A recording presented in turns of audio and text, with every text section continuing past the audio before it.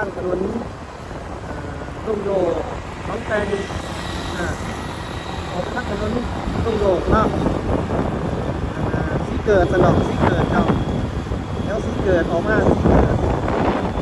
เพื่อว่าเขาจะไปหอดไปจอดก่อนเส้นทางที่3เหนือนี่หน้าไม่ตลอดเลยนะที่มาเฮ็ดเป็นที่ดินที่ดอนที่บอกเลยเป็นสารข้างเนาะเป็นสารข้างค่ามันก็ได้เป็นลักษณะแบบนี้วันนี้แอดมินตัดใจกี่วันนั้นเราจะได้บรรยากาศนอกดินเนาะนอกเบื้องบ้านพวกก่อพวกการเกิดขึ้นเนาะ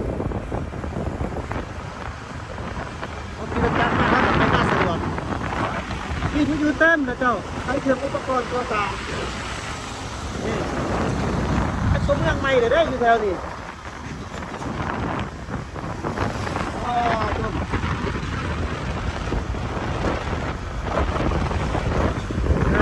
เป็นอุปกรณ์สถานที่ก่อสร้างเป็นสมเมืองใหม่แล้ว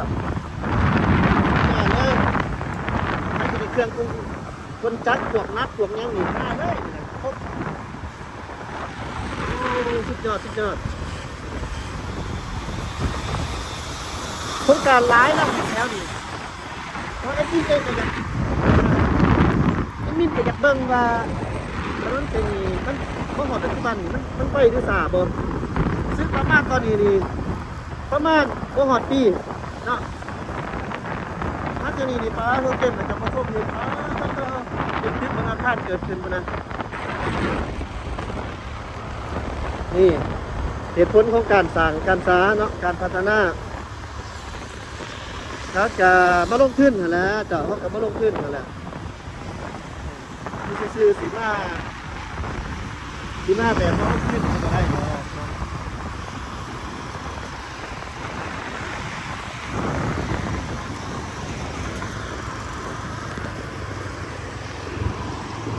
สุดเจ้าตะบุส้มแม่โครงการนะ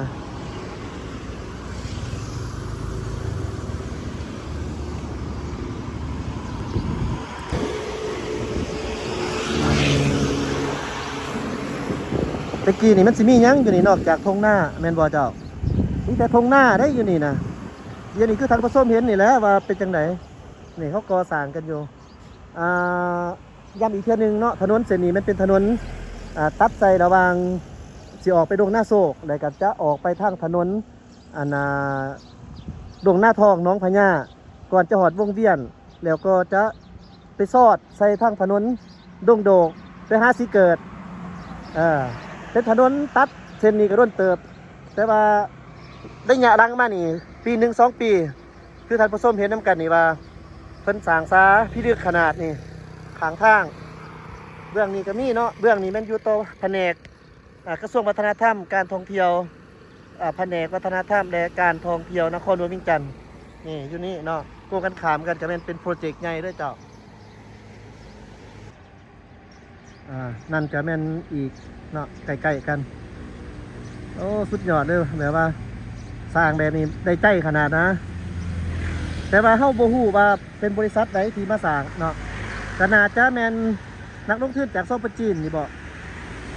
บางบอนนี่มันเป็นจังซี่เจ้าบริษัทของคนลาวเฮาเนาะแต่ว่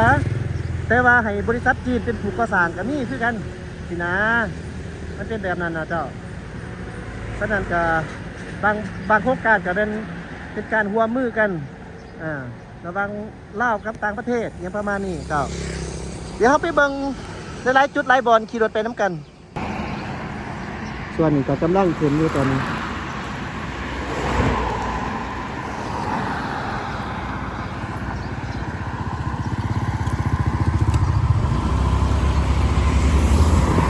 ยอมรับว่าพัฒนาไว้อีกเลยเนาะ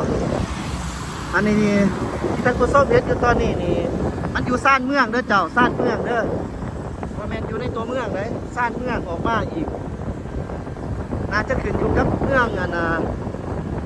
โมเนใจเด้อเจ้าท่านผู้ชมพูดแล้วเมืองสีโคตรจากเมืองสีโคตรเด้อเมืองสีโคตรตะบองนครหลวงวิงจันทร์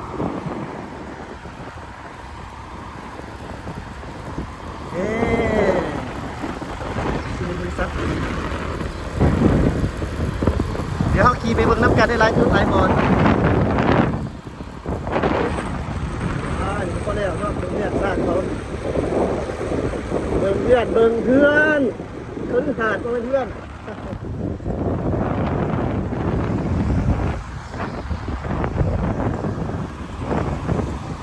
นี่เด้จากมันออดตรงเบี้ยนนี่เด้เนาะมาออดตรงเบี้ยนนี่พอดีเป็นถนนเลยลงหน้าท้องน้องมึงไปประมาณนั้นเจ้า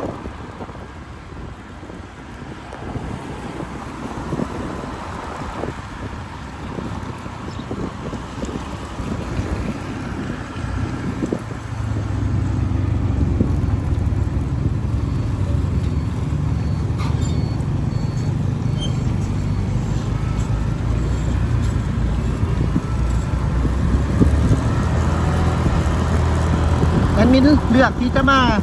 เส้นทางลงหน้าท้องแล้วก็ส้มเบิ้งคันหาด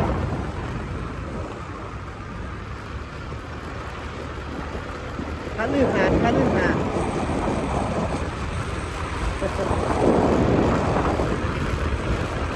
บิ่งแต่ประตูโค้งก็แห้งแล้วเนาะเบิ่งแต่ประตูโค้งก็ที่ว่าโอ้เป็นนางคนนี้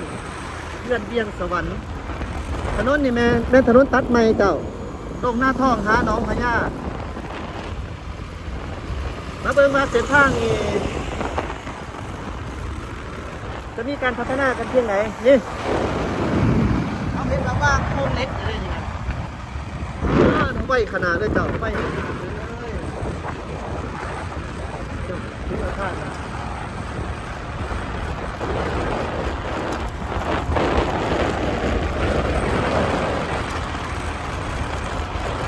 นี่แหละเจ้าโอกาสพัฒนามากเลยดิเนาะ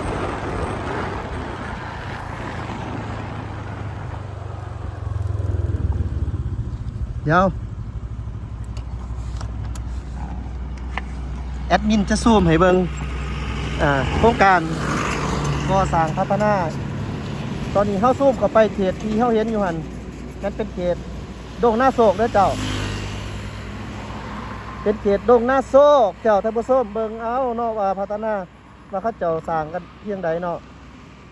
เป็นบางบอนซื่อๆเด้อเจ้านี่ตึกล่างบ้านซองเกิดเขื่อนเต็มโอ้สุดยอดอีนี้นี่คุณนี่เป็นตึกสูงๆนะเจ้าเขตดงหน้าโศกมาเบิ่งนี่อีกว้าโธ่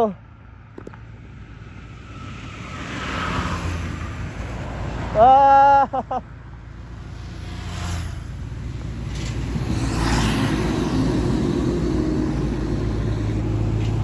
ถามว่าแอดมินไปสะออนซ่อนใจอีหยัง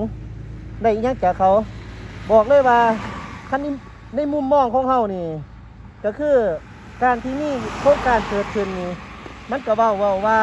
ถึงผู้ที่เขาจะท่านได้มีเวียกเฮ็ดงานทำเขาก็จะมีโอกาสได้มีเวียกเฮ็ดงานทำเพิ่มขึ้น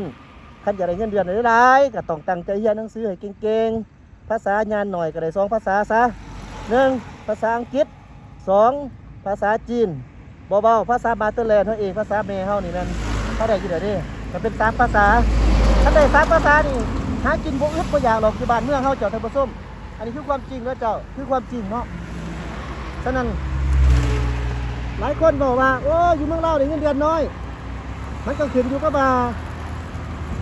ความรู้ความสามารถเจ้าได้หลายเพียงไหนถ้าความรู้ความสามารถเจ้ามีหลาย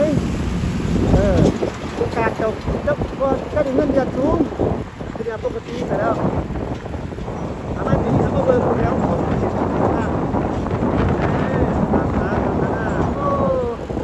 ต้มเชยเนาะทางเลยนี่แหละทางเรียบเทียบทางข้ามต่างเมืองต่างบ้านขยายบ้านแปลงเมืองในเรื่องมีเรื่องสำคัญที่จะเจ้าดีใจดีนี่ที่สุดก็มูเลยนี่นะแม่นี่ดีไหมจากที่สุดก็เห็น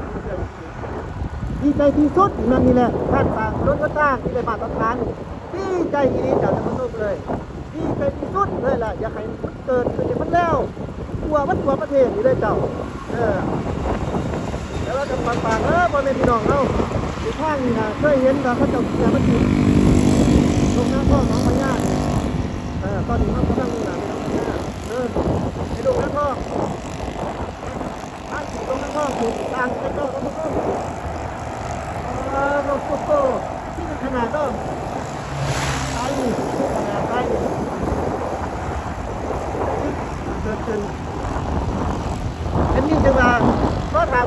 ถ้า50 ปีนี่เวียงจันทน์เฮานี่จะเป็นจังได๋คุณ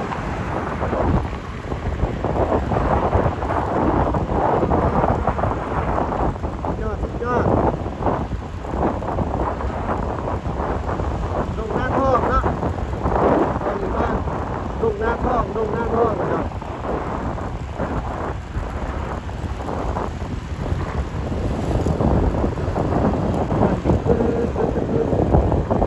ก่อนแล้วดงหน้าทอง